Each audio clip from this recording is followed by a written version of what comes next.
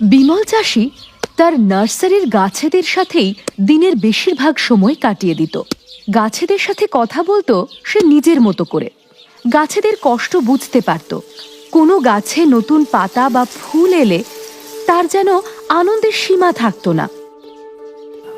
আহা, তুইও তো বড় হয়ে গেলি রে, কুড়ি এসে গেছে তোর। এবার তোর ছানাপোনা বড় করব, তাহলে তোর বেড়ে উঠতে একটু সুবিধে হবে।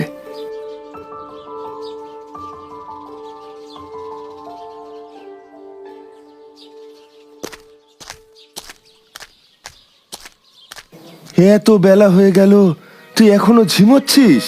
খুব খিদে পেয়ে গেছে বুঝি তোর? এই নে, একটু কচি ঘাস খেয়ে হাত পা নেড়ে উঠে দেখ দেখি। আজ আবার হাটে যেতে হবে। নগেনটা এখন এলো না কেন?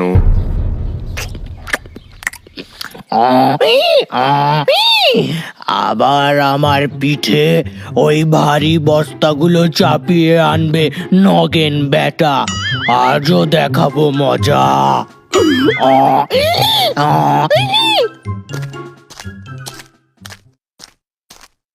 মাসের মধ্যে এতবার হাটে গেলে ব্যবসা আমার চলবে কি করে কে জানে। অর্ধেকের বেশি সার জলে ভিজে নষ্ট হয়ে যাচ্ছে।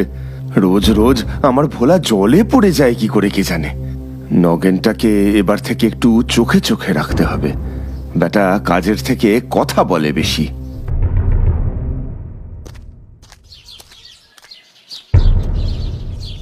এই এতক্ষণে তোমার আসার সময় হলো নগেন?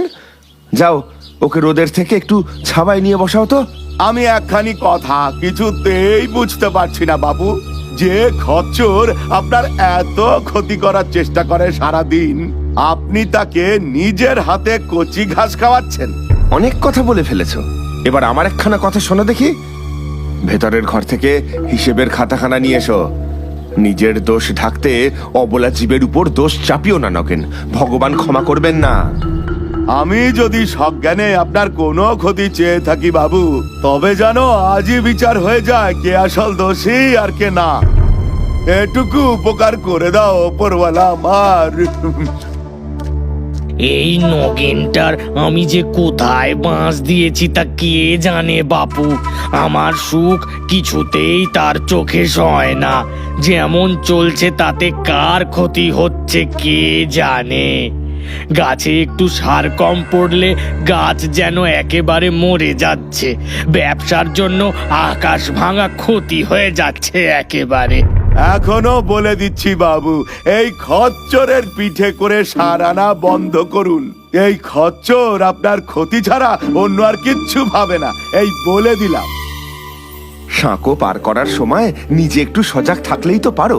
খামোখা ওকে দোষ দিয়ে কি লাভ? হ্যাঁ, ভোলার খাওয়া হয়ে গেছে। তুমি বরং এক কাজ করো, এই কাগজের ফর্দ মিলিয়ে 4খানা বস্তা সাবধানে ভোলার পিঠে বেঁধে দিয়ে এসো। এই নাও টাকা। চল চল বলছি, চল। আজ যদি তোর মজা না দেখিয়েছি। আরে চল না, চল বলছি, তাড়াতাড়ি চল। কোথায় গেলে গো বিমল? ও বিমল, গাছ কিনতে এসেছি। ও আপনি কাকা, কি লাগবে বলো? আমাকে তুমি একটা লাল গোলাপের গাছ আর একটা জোড়া অপরাজিতার চারা দাও তো। তোমার কাকিমা বাগানে লাগাবে বলে একেবারে মাথা খারাপ করে দিচ্ছে। আপনি একটু বসুন, আমি এক্ষুনি গোলাপ গাছের চারা আর জোড়া অপরাজিতার চারা এনে দিচ্ছি।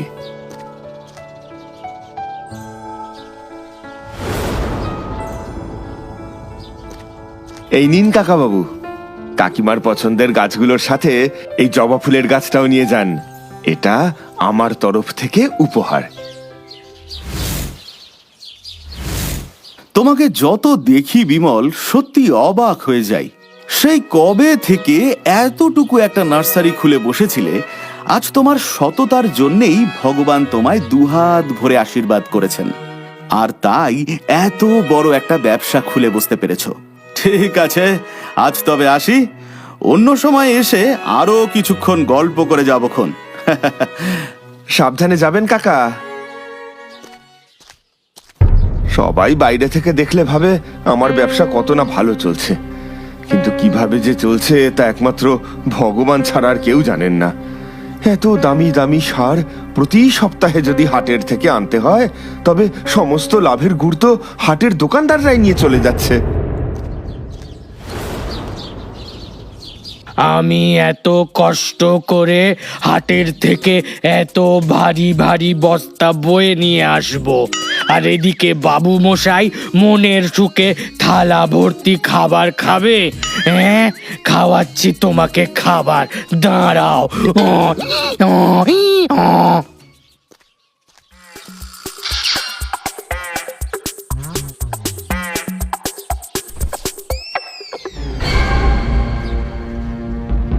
আরে আরে খচ্চর রে খচ্চর, এই ছড়ি যদি তোর পিঠে না ভেঙেছি তবে আমার নামও নগেন না, এই বলে দিলাম রে।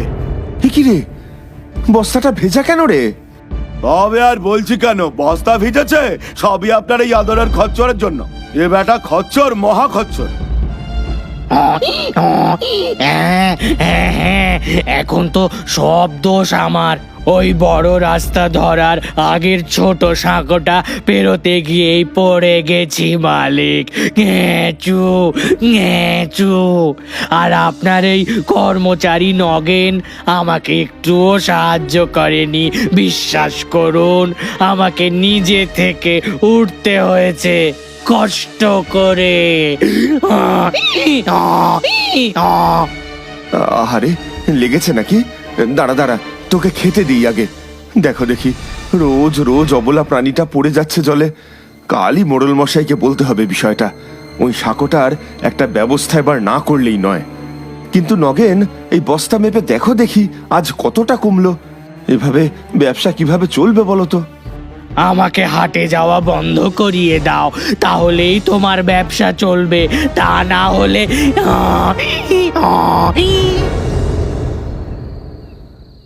এভাবে ব্যবসার পুঁজিতে টান পড়বে এ আমি জীবনেও ভাবিনি।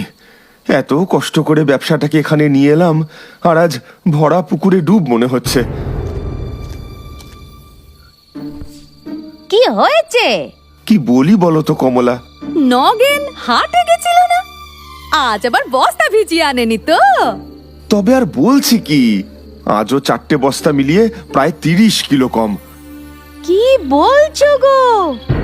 মা লক্ষ্মী, এ কি বিপদে ফেললেন আমাদের আবার? নগেন কোনো কিছু? আরে নগেন তো দোষ দিচ্ছে খচ্চরের ওপর। সে নাকি সাঁকো পার করার সময় ইচ্ছে করে জলে পড়ে গিয়ে বস্তা ভিজিয়ে দিচ্ছে, আর এতটা পথ আসতে গিয়ে বস্তার ভিতরের সার জলে ধুয়ে কমে যাচ্ছে। শোনো, আমার মাথায় এক বুদ্ধি এসেছে। আমি জানতাম তুমি কোনো না কোনো একটা উপায় ঠিক বের করে দেবে। কি কি বুদ্ধি এসেছে শুনি না। আগে মাছের মাথা খেতে হবে, খাওয়া শেষ করো, তারপর বুদ্ধির কথা শুনোক্ষণ। আর কথা না বাড়িয়ে তাড়াতাড়ি খাওয়া শেষ করে বিছানায় শুয়ে কমলার থেকে বুদ্ধিখানা শুনতে হবে। তার মাথায় যে খারাপ বুদ্ধি আসবে না সে তো আমি জানি। কি হলো, ঘুমিয়ে পড়লে নাকি? বলছি কাল আমায় একবার নার্সারিতে নিয়ে যাবে। বুদ্ধিখানা না বলে এ আবার কি? হ্যাঁ, আমি তো তোমায় যেতেই বলি, তুমিই তো সংসারের কাজ আছে বলে যাও না। কাল যখন মন চাইছে যেতে, না হয় যেও। নতুন চারা গাছগুলো কত সুন্দর হয়েছে নিজের চোখে দেখে এসো। ঠিক আছে, তবে এই কথাই রইলো, কাল দুজনে একসাথে ব্যবসায় বেরোবো, কেমন? তো তোমার ওই বুদ্ধির কথাটা বললে না? ব্যবসার কথা ব্যবসার জায়গাতেই বলতে হয়, বুঝলে? ঘুমিয়ে পড়ো, কাল ওখানে গিয়েই না হয় বলবো।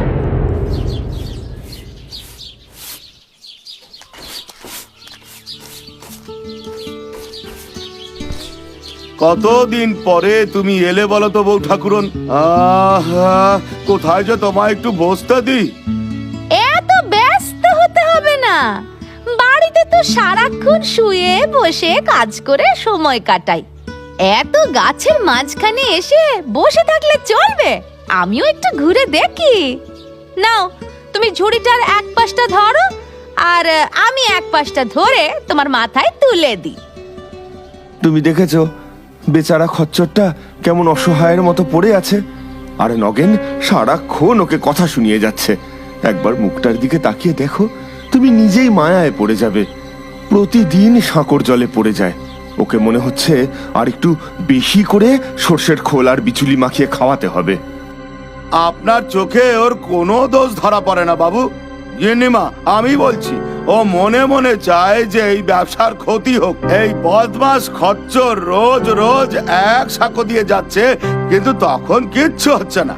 শুধু আসার সময় সে জলে পড়ে যায়। কি করে বলুন তো? এবার আপনিও কি বলবেন যে এটা ইচ্ছে করে নয়? অবলা জীবকে এভাবে দোষারোপ করতে নেই নগেন। অনেক লোকসান হয়ে গেছে গো, কি করা যায়? আচ্ছা, এই খচ্চরটা ইচ্ছে করে পিঠের ভার কমানোর জন্য জলে পড়ে যায় না তো? ভোরের আলো ফোটা মাত্র পশু পাখির ঘুম ভেঙে যায়, আর আমি এসে দেখছি ও মাটিতে এলিয়ে জাবর কেটেই যাচ্ছে, কেটেই যাচ্ছে, কেটেই যাচ্ছে। এ কোন ধরনের পশু হে? এরা যে তখন থেকে কি কথা বলছে কে জানে, আবার কথা বলতে বলতে আমার দিকেও তাকাচ্ছে। নিঘাত গিন্নিমা মাথায় কোনো কিছু ভাঁজছে। আমার বুদ্ধি ধরা অত সহজ নয়।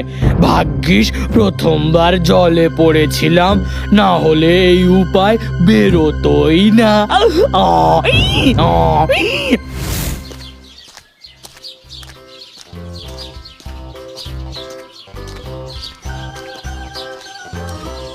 ওরে বাবা রে, কি ভারী রে বাবা বস্তাটা। উফ, আর হাঁটা যাচ্ছে না এই রোদে। ওরে বাবা রে, বেটা নগেন মনের সুখে আমার পিঠে বস্তাগুলো চাপিয়েছে। উফ, আমার পিঠটা যে আর পিঠ রইল না গো।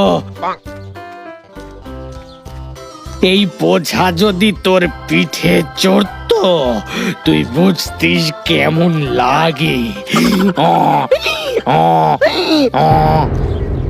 মাথার ওপরে যে রোদের তাপ বেড়ে যাচ্ছে, আর এই বেটা খচ্চর হেলে দুলে চলছে কি চলছে না।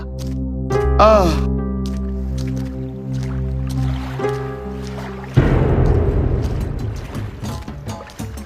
এই এই গেলুম গেলুম গেলুম গেলুম। ওরে বাবা রে, আরে ওই বেটা নগেন দেখতে পাচ্ছিস না কেমন ভাবে পড়ে গেলাম? একে তো এত ভারী বস্তা, তার উপরে গায়ে জল লেগে গেল। ও মা গো মা, জলে ভিজে তো বেশ মজাই হয়েছে। এই ভারী ভারী বস্তাগুলোর ভার কমে গেছে, বেশ ভারী মজার পথ পেয়েছি তো। হ্যাঁ, মজা দেখাবো এবারে।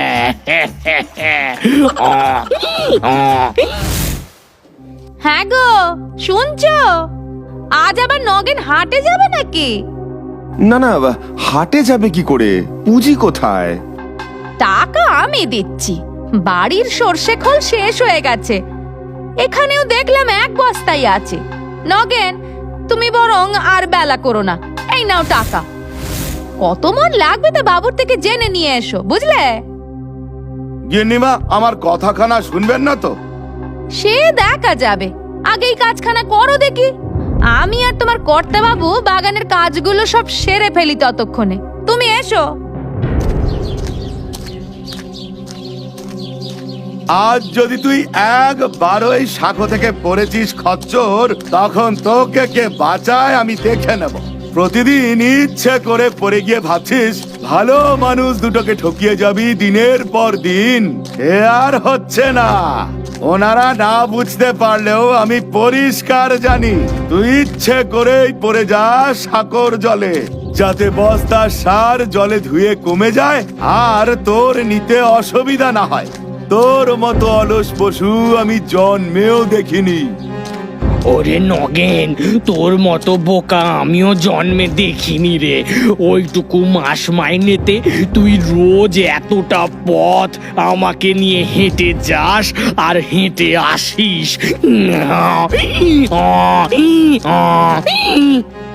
এত দিনের পুরনো কর্মচারী হয়েও এখনো আমার বউ ঠাকুরন আর মালিকের বিশ্বাসের জায়গায় আমি পৌঁছতে পারলাম না। বারণ করলাম এই বেটা খচ্চরকে নিয়ে আমি আর হাটে আসবো না। কে শোনে কার কথা?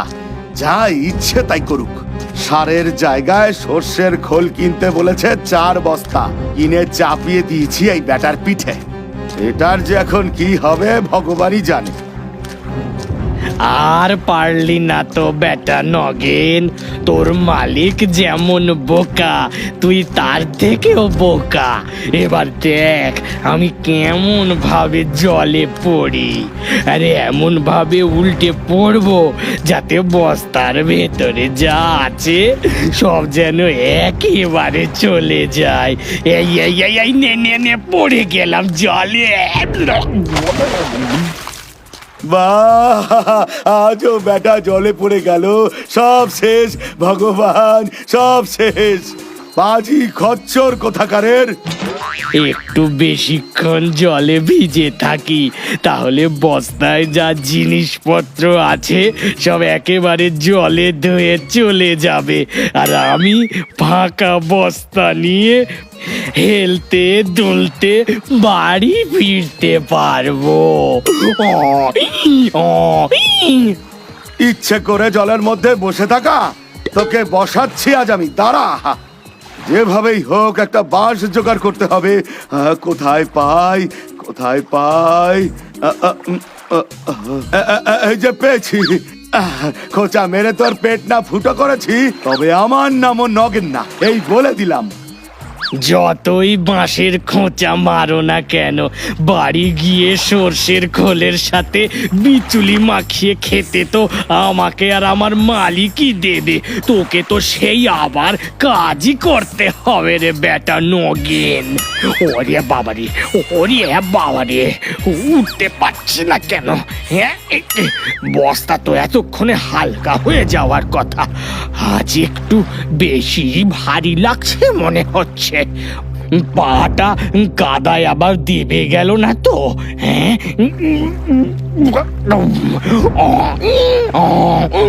ওরে বাবা গো, এ বস্তার ওজন যে বেড়ে গেল আমার চেয়ে।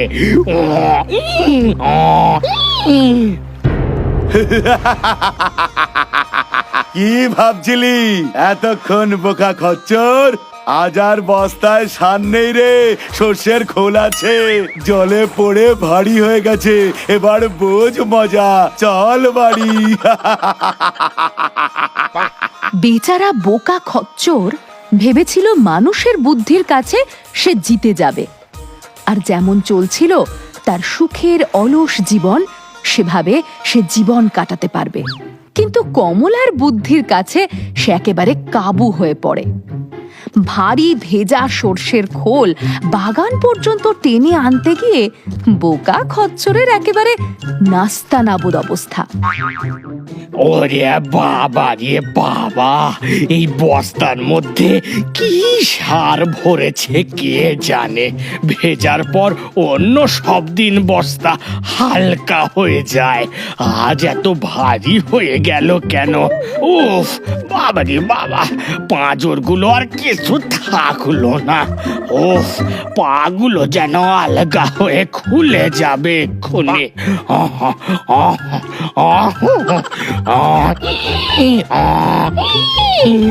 আর জলে ইচ্ছে করে পড়ে গিয়ে নিজের বোঝা বাড়িয়ে লাভ নেই বাপু।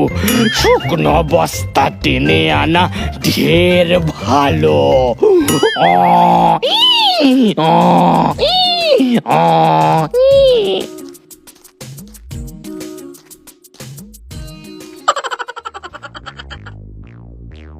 সেই দিনের পর আর কোনো দিন ভোলা খচ্চর জলে পড়ে যায়নি। সে তারপর থেকে অতি সন্তর্পণে সাঁকো পার হয়। বিমল চাষি বুঝতে পারে আসল দোষী কে। কমলার বুদ্ধির তারিফ না করে সে পারে না। এরপর আর একা বিমল নয়, কমলাও বাগানের কাজে এসে হাত লাগায়, আর বাগান ভরে ওঠে নানা বাহারি গাছে।